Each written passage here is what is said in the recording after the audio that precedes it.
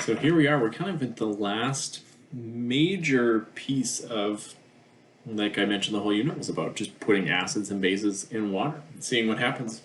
And what I wanted to work through with you was an example that is really going to be about tying it all together, figuring out all of the stuff that we possibly can about a solution. So this is the example we're going to work through. And if you notice, it says a solution of acetic acid has an initial concentration of 0.200 molarity. What is the concentration of H3O+, concentration of OH-, the pH, and the pOH? This is essentially what we've been building up to, is trying to solve everything that we possibly can about a solution. So let's start in the same place we've started with every single one of these problems. Is it an acid? Is it a base? Well, we're dealing with acetic acid. The name itself should give that away. It's an acid. Second question that we should deal with now that we know it's an acid: is it strong or is it weak? And you should know that we are dealing with a weak acid. So let's go to the roadmap. We put together this roadmap last video about how do we solve everything. Now I'm going to be jumping back to this every once in a while so that we can take a look at how we would actually use this. But remember what I mentioned? Find your starting point. Weak acid. Acetic acid is a weak acid, and there's only one place that we can go when we're dealing with a weak acid. That is to the H3O+ concentration. How do we do that? We use the Ka. So that's going to be our first step. Let's figure out the concentration of H3O+ using the Ka of acetic acid. So that means you need to actually go to a table in your data table booklets and find what is the Ka for acetic acid. You should find that it is 1.8 times 10 to the minus 5. That's the numerical value for it. Now the other thing that we're going to need to know is the balanced equation. Like I mentioned last video, always write the balanced equation. Don't even ask, just write it down. And keep in mind, an acid reacts with water. In that reaction with water, it will ionize. And when it ionizes, it produces H3O+. The other thing it's going to produce is the conjugate base, CH3COO-.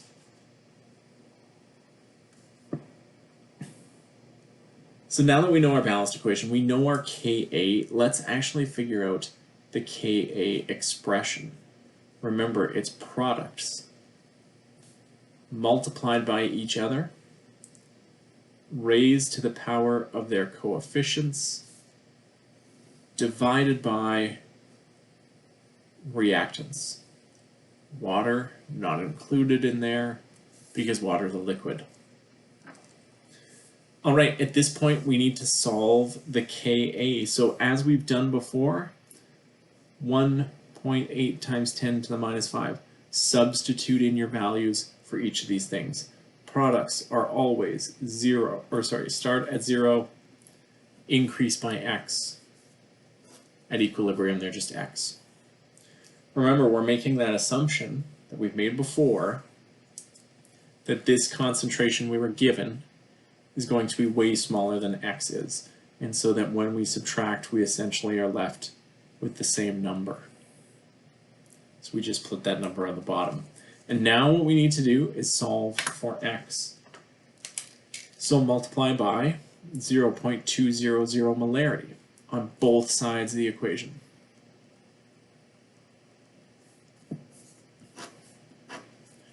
That cancels out. On the other side of the equation, we're going to have 1.8 times 10 to the minus 5 multiplied by 0.2. That is, let me make sure I write this in black, 3.6 times 10 to the minus 6. What we're left with is x multiplied by x, which is x squared. We want to just get x, so we take the square root, and when we take the square root of this number, x turns out to be 1.90 times 10 to the minus 3. So the first thing that we know is the concentration of H3O plus. It is 1.90 times 10 to the minus 3 molarity. We know that because concentration of H3O plus is X at equilibrium. So, 1 of 4 down, we know the concentration of H3O plus. And now let's jump to our roadmap. Here's my roadmap. We started with a weak acid and now we know the H3O plus concentration. We need to figure out all of these other things. And typically what I would do is I would calculate the pH, then use this equation to find the pOH, and then find the OH. But I'd like to try and do a little bit of everything here, so I'm going to go this way first. We're going to go to the concentration of OH minus. But if you're doing this, it doesn't matter where you go.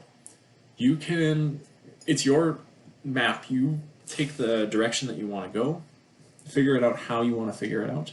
But what we're going to do first is we're going to figure out the concentration of OH minus, and we're going to use the KW to do it. Okay? So let's do that. This is our next step. Our next step is going to be, let me straighten things out here. We're going to find the concentration of OH minus. So to find the concentration of OH minus, we are going to use the KW. Okay, let's take a look back at our roadmap. What we're doing is this part, going from there to there. To find that concentration of OH minus, we're going to use the KW formula. Remember the KW formula? H3O plus multiplied by the concentration of OH minus should always equal 1.0 times 10 to the minus 14. I know that font was really, really tiny, but I'll write it a little bit larger here so that you can see what we're doing. We're going to use the KW equation, the equilibrium constant of the water, which is H3O plus multiplied by the concentration of the OH minus. In any solution, KW has to equal 1.0 times 10 to the minus 14. We've calculated this number over here. We know the concentration of H3O plus is 1.90 times 10 to the minus 3 molarity, and the concentration of OH minus is the one thing we don't really know yet. My next tip for you, this is actually my rounded off number. I just wanted to pop my calculator underneath here. In my calculator, I've actually kept the whole number unrounded. I'm going to use that because it's important that when you do further calculations, you don't actually use the rounded off number, but you use the entire number from before. Otherwise, it kind of moves you a little bit further away from your answer every time. So that's an important thing to keep in mind. So we're going to divide by this number right here to isolate the concentration of OH minus. So just do a little bit of algebra. Minus 3. That cancels out. So now the concentration. Okay, I'm gonna like flip this the whole way around because I always like to work on the right hand side. So I apologize if this is a little weird, but I'm just gonna take this stuff, move it over here, take this, move it over there. Nothing's really changing, it's just like easier to solve. I don't really know why, it's how I like to do it. Okay, so we're at this point. We're going to use this number. But keep in mind, the 1.9 times 10 to the minus 3 is actually 1.987366596 times 10 to the minus 3. So the way that I'm going to do this is I'm going to go in my calculator. You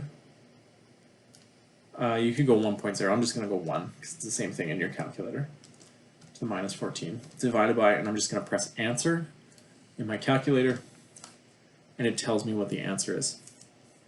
So we need to round this off so that we get 3 significant figures. Concentration of OH minus is 5.27 times 10 to the minus 12 molarity.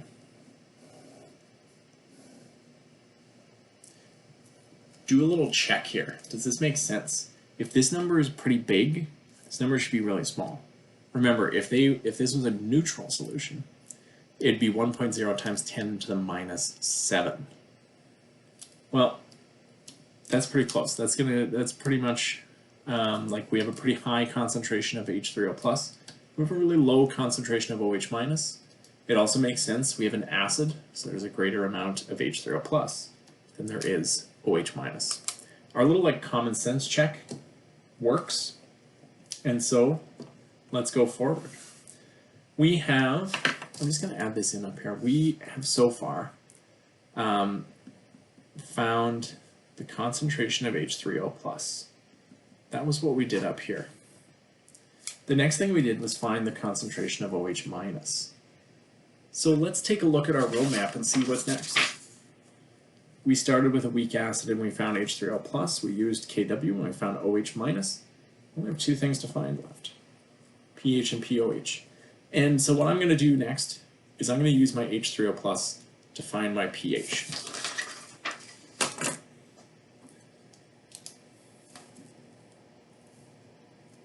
So that's our next step. We're going to find the pH. Now remember, to find the pH, we take the negative logarithm of the concentration of H3O plus, or H plus, they're the same thing. And we calculated that before as 1.90 times 10 to the minus 3. Now again, if you can do this without rounding off that number, even better. Okay, so if you can't, I mean, it's not the end of the world, but it is helpful to actually be able to do that. And so this was that number we were dealing with before, the unrounded version of 1.90 times 10 to the minus 3. We're going to take the negative logarithm of that answer. And our pH is 2.72. Okay, again, check. Does that make sense? You have an acid, and you have a pH less than 7. Yeah, that makes sense. That's what we want. Acids have pHs less than 7. Last step. We've solved H3O plus using Ka. We used Kw to find OH.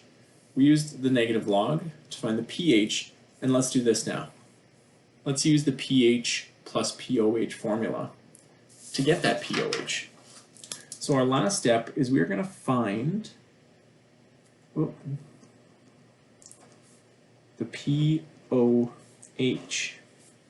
So the pH in a solution added to the pOH should always equal 14.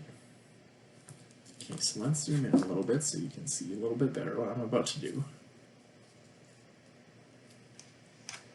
So we're going to rearrange so that we can solve for the pOH. The pOH is 14 minus the pH, so just did a little bit of algebra to move the pH to the other side. Now we just calculated what the pH is. The pH is 2.72. So the pOH is 11.3 3. Actually, we'll go 2, 8.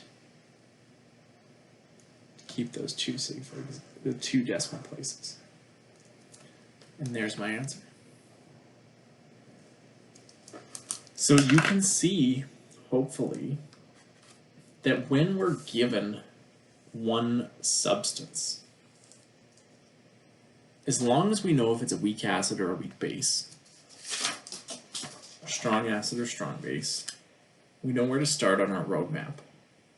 We use that information to get to our first starting point, to enter into this big square that I have, right? So because we're dealing with an acid, the first thing we did was solve the H3O plus concentration, and we did that using the Ka, found H3O plus, and then we used it to find the OH minus concentration, right? We used Kw, and then we found the pH by taking the negative log. We found the pOH by using our pOH formula. But I could have done this just as easily if I found my H3O plus concentration, then found pH, then found pOH, and then found OH using the antilog. It doesn't really matter. All of acids and bases are connected. And why are they all connected? They're all connected because water has its own equilibrium.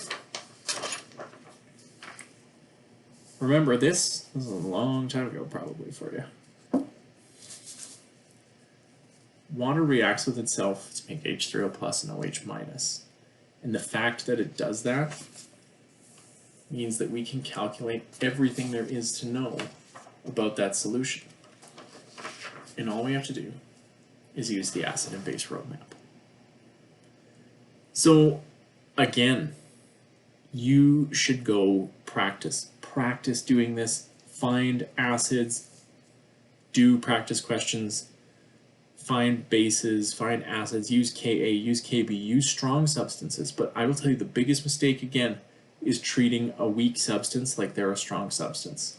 Remember, strong, use stoic. Weak, equilibrium. Okay? So on that note, that's really everything we need to know about acid and base equilibrium. Hopefully this gives you a good sense of what you need to do for the calculations. And we have one last thing to talk about, and that is the acid and base work behind titration. So that'll be coming up next. Thanks.